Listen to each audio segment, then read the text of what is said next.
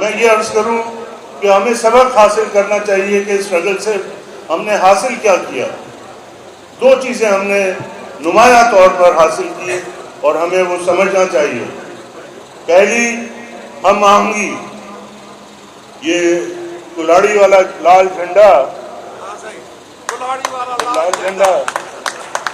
تو میرا نہیں ہے، لیکن میں جب ببرلو گیا تو کلاڑی والے لال جھنڈے میرے ساتھ چل رہے تھے، ویسے ہی نعرے لگا رہے تھے جیسے فنکشن لیگ کے جھنڈے اٹھائے ہوئے لوگ لگا رہے تھے. جب ریاض چانڈیو صاحب ادھر گئے تو مسلم لیگ کے جھنڈے والے اسی طریقے سے ان کے ساتھ تھے اور نعرے لگا رہے تھے جیسے آپ کے کلاڑی والے جھنڈے بردار جو ہیں وہ لگا رہے تھے.